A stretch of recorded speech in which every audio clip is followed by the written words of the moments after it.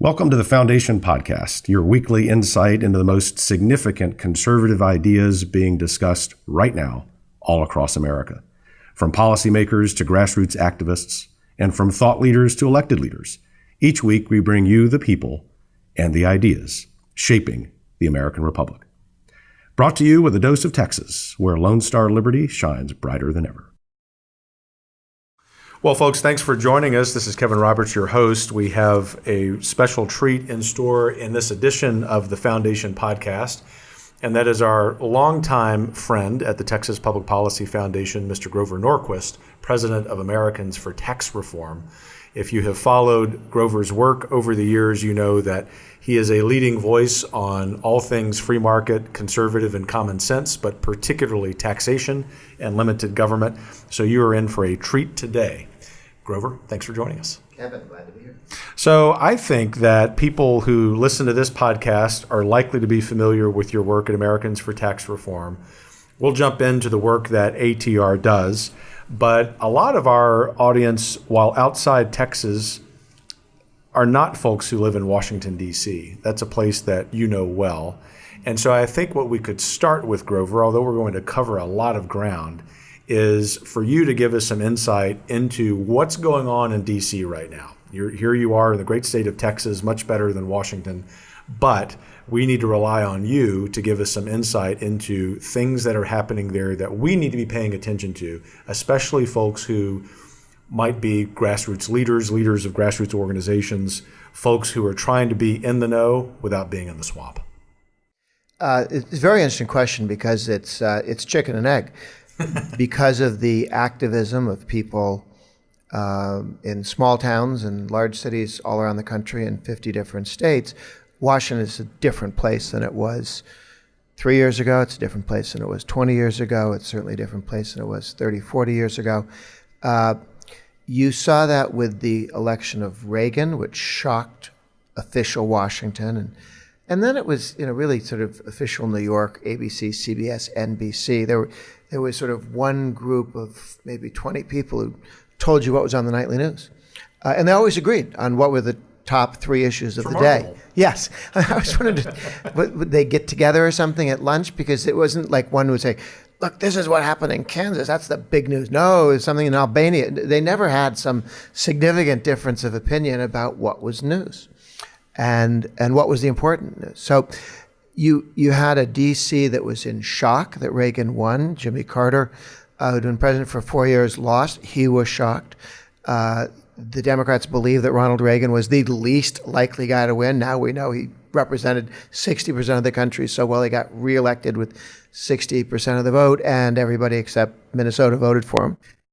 So Reagan came to Washington, D.C., and his radical idea was cutting taxes, deregulating, spending less, and confronting the Soviet Union. All of them outrageous in the view of the establishment. By the end of Reagan's 8 years, we'd had two significant rate reductions from a top rate of 70% down to 28%. We cut the top marginal tax rate for individuals more than half. And the second time we did it was with Democrat support. Imagine that we'd made such a convincing case that this was the route to growth that liberal Democrats voted alongside. On spending, it was more of a fight. We still hadn't gotten a lot of the Republican Party there. And then when the Soviet Union collapsed, with Bush continuing Reagan's policies, the entire left was 50 years of left-of-center foreign policy was exposed as flawed, and the Reagan years were exactly the way to go. You'd wonder why we didn't try this in the 1940s or 50s or 60s or 70s. Might have saved a lot of people's lives. But that was a big lurch to the right, as in the center of the country shifted towards a Reagan worldview. And Reagan changed the Republican Party. He made it a Reagan Republican Party when he came to office. He was one of very few Reagan Republicans in Washington, D.C. Maybe Laxalt, I'd argue they were friends. Maybe Helms on some stuff. But he really was sui generis. And Goldwater with a smile, but more serious at some level, because Goldwater was howling into the wind and knew it, and Reagan had been a governor of a tenth of the country. He had much more of a sense of this is working, this is going to happen, not I'm John the Baptist screaming and somebody down the road will come and pick up the ball. So that was a huge step forward.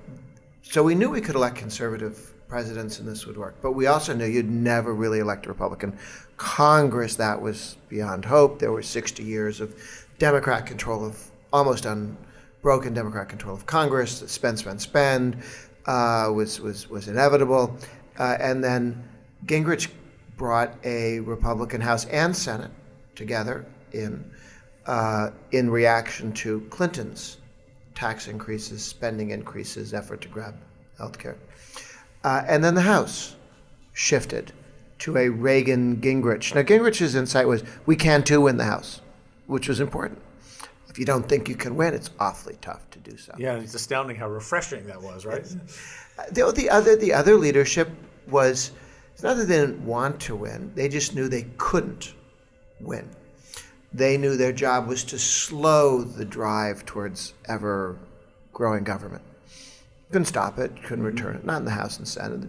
You'd elect a president to stop the country from being socialist or stop the Soviets from eating us, and you could elect Republican presidents, but the Congress was just going to continue to drift left on spending and taxes and regulations. But then we learned you could have a conservative president, you could have a Republican House and Senate. Over time, the House became Gingrichian in its sense of, we are the natural governing majority. When we go into a room, you expect most of the people in the room to agree with you, not for you to be the embarrassing, maladroit person who has a few ideas that everyone will be embarrassed by, which is how some Republicans viewed the whole thing. So we said to ourselves, we're the natural governing party in this country. And since 94 till now, since the Taxpayer Protection Pledge that I organized through Americans for Tax Reform, we had 90% of Republicans to say we're never raising taxes. Once the Republican Party said that, not just at the presidential level, but at the House and Senate level. Remember, our dear friend Dole ran and led the modern Republican Party in the Senate against the idea of supply-side tax cuts, against Reagan. And ran for president on tax cuts in 96, but I'm not sure anyone believed him. I'm not sure he believed him. That was not what he'd done in all his years. Right. He was a Kansas Republican. Kansas Republicans spend and tax. It's a high tax state, it's a high spending state. They were Republicans because they were with the North in the middle of the Civil War. And that's the only reason they're Republicans. There's no limited government position that they were particularly attached to or aware of as they went through life. And then we had a series of successes. And then Trump comes in and adds we lost the House and Senate with the recession, with the unpopularity of the Iraq occupation. And there will be problems. Democrats, had crises too. And then we came back from it with the Reagan tax cut, less spending, let's reform government approach. So I think the modern Republican Party, the modern conservative movement is comfortable governing as opposed to screaming, the world's not going the way I want it to. And which is not terribly useful, but some people feel it makes them feel better. And then Trump gets elected. And that's when the press somehow had been oblivious to the 30-plus Republican governors, the 32 states with Republican governors, and a Republican legislative control around the country, where radical reforms on labor union issues, on taxes, even on spending, North Carolina, 9 of the 50 states with no income tax, who'd have thunk it? I mean, talk to the other 40 states, they think they have to have an income tax. I think it's 9 impossible states to don't. get out of that. Yeah. Yes, excuse me, look over here. And the 9 no income tax states are New Hampshire and Wyoming and Texas and Florida. They're not all the same. They're not, even Texas is today not a one crop state. It's not an oil state alone. It attracts many other things because no income tax and some reasonable, compared to other states, they're less spendthrift. Right. Compared to some others, not. But compared to most, they are. Even in Texas, we have some progress to make, right? This is true. This is true. And the Reaganization of the modern Republican Party started at the presidency, moved to the House and Senate, governors, state legislatures are late to the game, many of them, and cities and mayors are really almost not there yet. They haven't been forced to be accountable, they're not as transparent. They hide their partisan affiliation, so you can't somebody coming up, you can't say, I know what you're going to do, and you know that we know, so you're expected to behave in one way. And you have Republicans and Democrats wandering around behaving in ways that would confuse voters as to what parties mean at the local level. Less at the state level, much less at the federal presidential level. Trump comes in and says, we're not playing by the old rules. And he just frightens, scares, horrifies all of the beautiful people in D.C. and New York because they have this narrative they've lived with, and they believe everybody else believes their narrative or that they're deplorables. Right.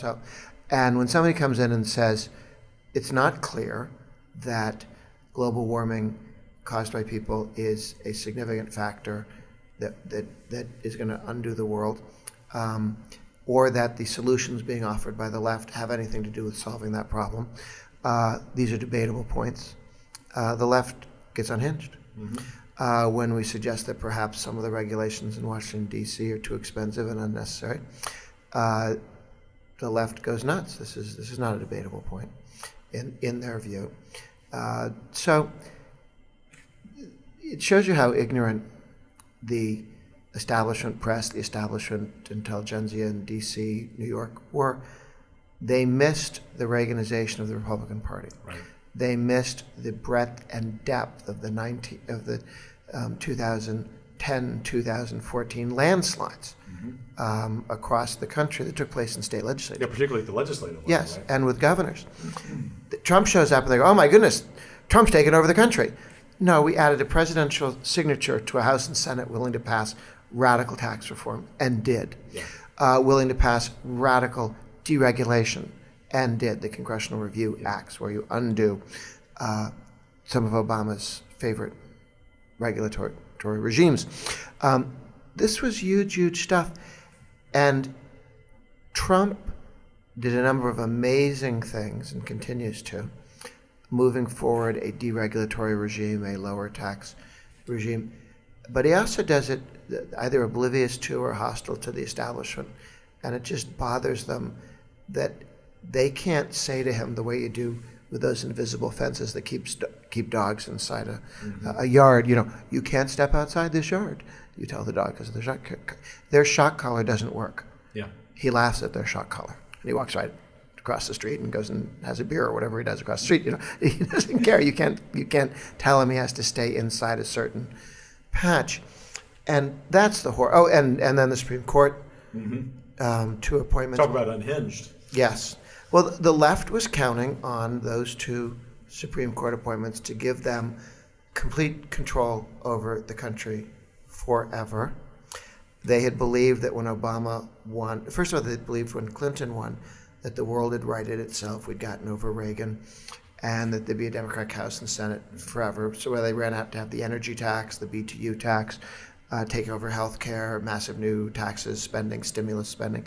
And American people reacted poorly to that, and he lost. They go, okay, we'll fix this. And then Obama comes in, they go, now we got the secret sauce, now we know what we're doing. And Obama lost too. So there were 2 iterations of the smartest men in the world, the beautiful people, coming in to stop the movement in the United States towards a more Reagan Republican view.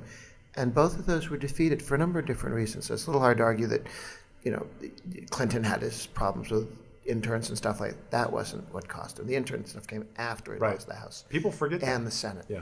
Yeah. There's really the losses that both Clinton and Obama were dealt with in the midterm congressional elections came from the rejection of them by the American people. Yeah, of their policies, not their personalities. Yeah, exactly. And in fact, both remained personally popular with the base during that time. So There are a whole bunch of policies we could talk about, but at the top of the list, I'm sure for you every day, is tax reform. It is, after all, what you do. And I'm sure our listeners would appreciate from you kind of a bird's eye view of how the tax reform bill, how the tax reform law has affected the American economy. Well, this is very interesting because in the past we've done individual tax rate reduction, which is very helpful and has stimulated economic growth. This one focused more on taking the business tax, the corporate income tax down. The United States, up until less than a year ago, had a 35% corporate income tax. The European average was low 20s. China, who we compete with in world trade, was at 25. We were at 35. Communist China had a 25% tax. We had a 35% tax. Germany had a 25% tax. How in the world, France about 30, how in the world do you end up with more destructive and damaging tax rates than France or China or Germany, and then wonder why you can't compete better in the world? We're shooting ourselves in the foot. Chinese didn't do this to us. European Union didn't do this to us. Our government did this to us. And the Republicans were committed to taking that 35 down to 25. And then when Trump ran for president, in the middle of his campaign, he said 15, not 25, 15. And the Republican Congress, which was writing the bills as the campaign was going on, moved to 20 because they could make that fit. President quite rightly says, and it popped up to 21 last minute, 21, quite rightly says, goal's still 15. And what will keep that 21 from going up is the pressure to go to 15. Right. And I believe eventually we'll get to 15, but mostly important, it's not going up. It's not going up. Yeah. We now have lower rates than most of our significant competitors. Income from all around the world, investment income is flowing into the United States. The giant sucking sound is not to Mexico, it's into the United States. And then there are 50 states. So when somebody in Brazil with $1 million is trying to decide where to invest, and before he might invest in Germany, because they're lower, they got odd labor laws, they got lots of problems, but they have lower tax than we do. And on the margin, a lot of decisions that would have gone to Germany or China or Japan or France, some other country, go to the United States. But once you decide the United States, there are 50 states. Which ones? And that's where we get the secondary effect, where people that want to invest, expand factories and businesses, where do you invest? And the states that have no income tax, no corporate income tax, lower taxes, more reasonable labor laws, more reasonable tort laws, the money flows there, not to Illinois. Yeah. And so while people move out of Illinois, out of California, out of New York, money coming in to invest is largely going towards states that are behaving well. So it gives you a virtuous cycle as states will have to compete to provide the best government at the lowest cost. So that corporate tax rate, we also cut taxes for the smaller businesses. Subchapter S pass-through is about 20% rate reduction. We used to do a tax cut for individuals, and then we do like some tax credit for individuals. From now on, whenever we touch the tax code, there'll be rate reduction for individuals, tax credits for lower income individuals. The corporate rate will come down again, and the subchapter S pass-through small business rate will come down again. There are 4 pieces, not 2. And so every time we touch the tax code, the corporate rate's going to come down and the small business rate is going to come down. And the small business rate has to keep coming down in order to make it more competitive with the corporate rate. So it changes everything in a very helpful pro-growth way. And by eliminating the tax deductibility of state and local taxes, it means if you want to have high taxes in Chicago, you can, but everyone pays for it. The rest of the country is not going to subsidize it by giving you a tax credit. The pressure that puts on New Jersey and New York City and New York State and Illinois is going to be difficult to raise taxes in those states, and other states will see real benefits when they cut taxes. And as a result, what we ought to see in the next several months and few years is that the ineffectiveness, to say the least, of policies in those poorly run states, which tend to be left of center, dominated by the left, will be even more glaring. And for those of us who do public policy every day, we're anticipating that not only will the environment for good, common sense, pro-growth, conservative policies in D.C. be better, but more importantly, the real birthplace of those ideas at the state level will become even more fertile ground. Yeah, the interesting, good, cheerful, productive ideas over the last 20 years have all come from the states. Welfare reform, Wisconsin, right to try out of Arizona and Wisconsin. Act 10, the deregulation of public sector unionization, also Wisconsin. Government transparency, Texas, with Governor Rick Perry, spread to all 50 states. More to be done, but very dramatic changes and improvements over what had been around before and required. You saw criminal justice reform, the right on crime movement. How many people do you need in prison?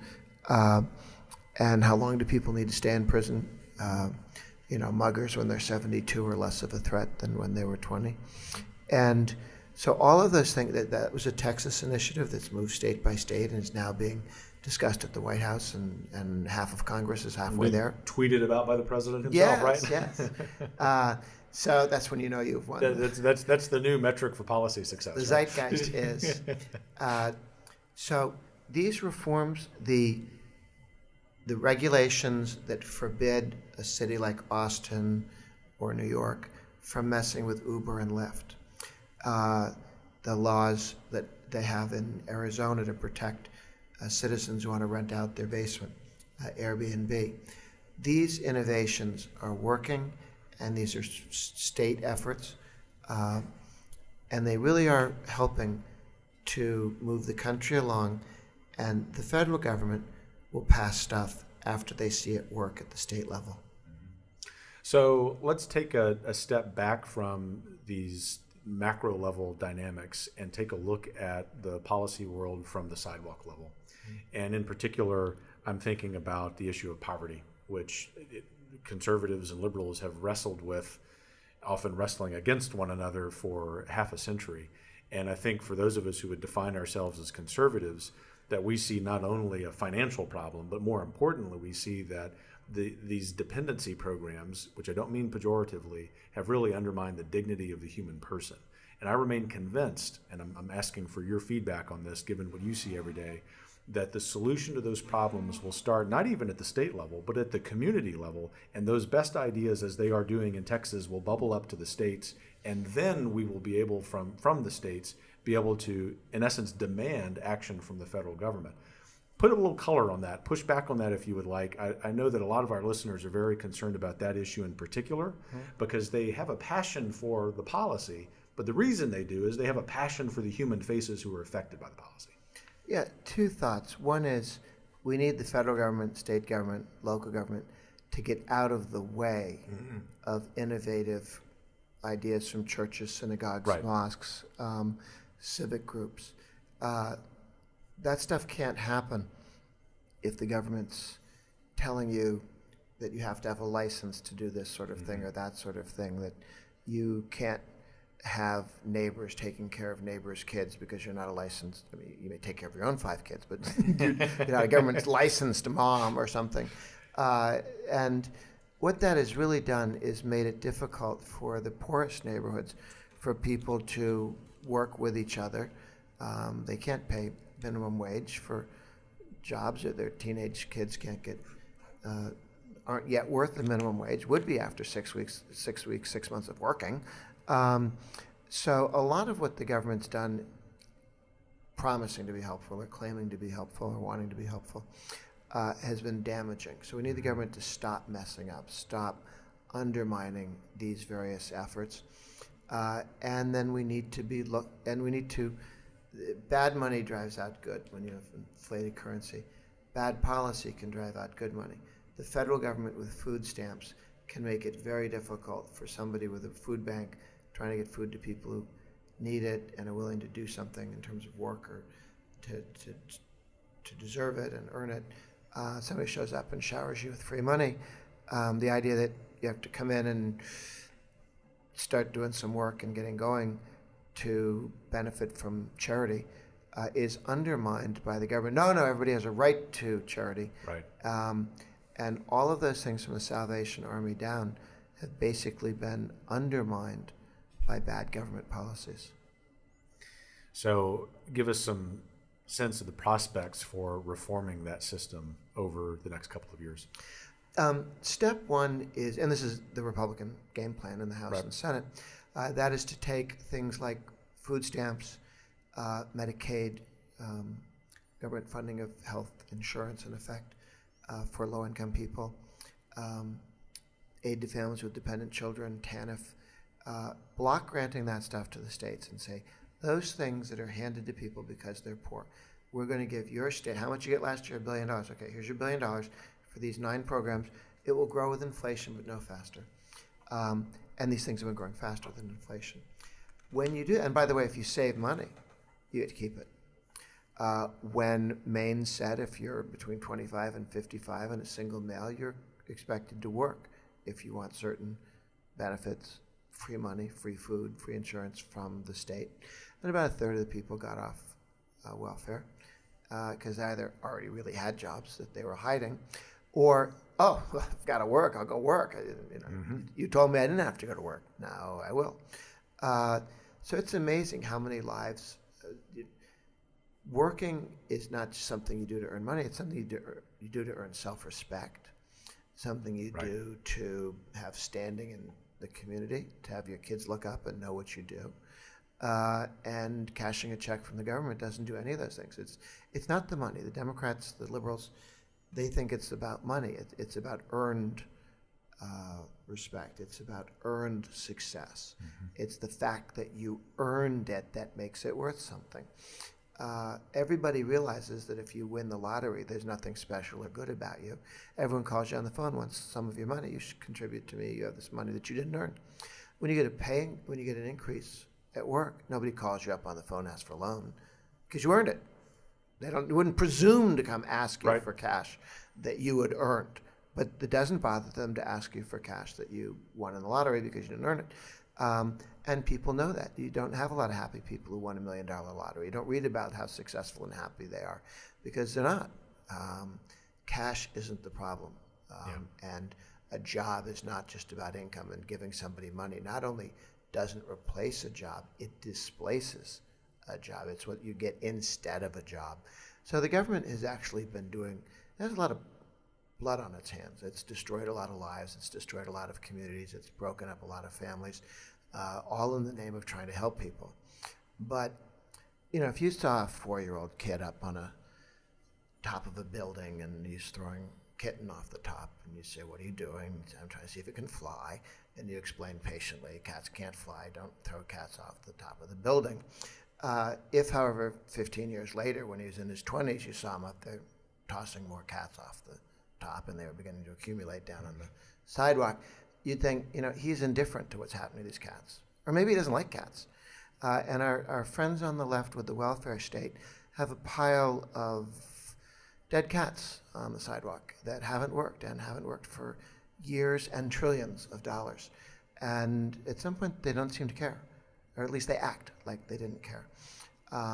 Or what they care about is that they feel good about themselves, not that they have a positive impact on other people.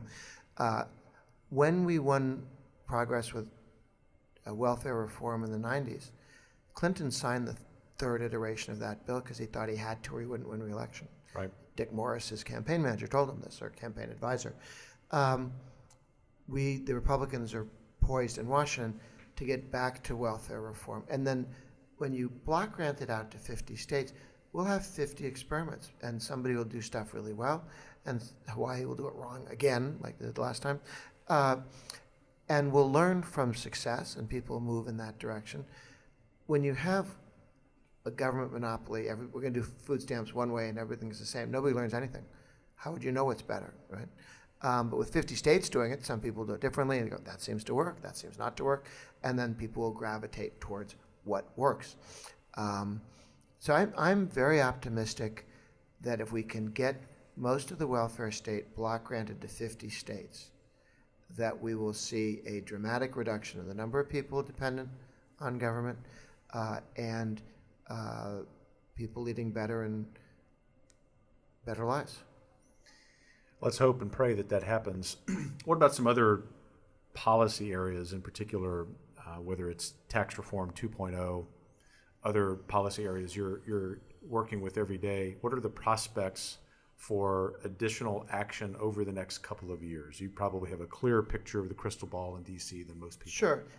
If the Republicans maintain control of the House and Senate in this November election, they will block grant all the major welfare programs out to the states and begin to look at how we improve other parts of the government. But that's a big chunk of government. And in addition to that, all of the individual tax cuts that did pass for 10 years, because with budget reconciliation you could only do 10 years at a time, we'll make those permanent over the next, maybe next year. We're also looking at dramatically expanding all the various savings vehicles and coming up with a universal savings account for all your savings, whatever reason, and a retirement savings account for all retirement savings, rather than have an education savings account, a health savings account, and all these different little accounts that get confusing. I think that would be extremely helpful. We're also looking through regulation change to end the taxation of inflation inside capital gains. So when you sell your house and there's hundreds of thousands of dollars over decades in higher dollar value to your house, all because of inflation, that you don't pay capital gains on that. And the good news is that I think the president supports it, and I think we'll get it. Good. So as we begin to wrap up here, final question for you. Everyone has a story. I think a lot of people who listen to this podcast and follow our own work here in Texas and increasingly in D.C. understand that the best policy work happens because of the passion of the policy leader being able to marshal some resources that involve the passion of other people, whether they be donors or the lawmakers themselves. Tell us how you, Grover Norquist, got involved in the work that you do every day. I was interested in politics when I was younger. My public library decided to throw out / sell for a nickel or a quarter all of the anti-communist books from the 1950s, so I bought them all. Witnessed by Whittaker Chambers, I Led Three Lives, and I bought them all, and I said, this is interesting. So I decided that the extremes of government getting too big were pretty horrific. And then it became clear that you don't have to be a vicious dictatorship to mess with people's lives. You can just be an incompetent welfare state and do some damage as well. And so I was first a foreign policy conservative, and then just looked at economics and realized that when the government got out of the way, people tended to do better. Historically, when we founded this country, 1774, the average American is paying 1% to 2% of their income in taxes, total, 1% to 2%. And the country thrived and grew and defeated Britain, which was paying 20% taxes in London. We were at 1% to 2%, they were at 20%, and we were the guys shooting at them, going, get out of here, because they were talking about 3 or 4, and we were going to have that.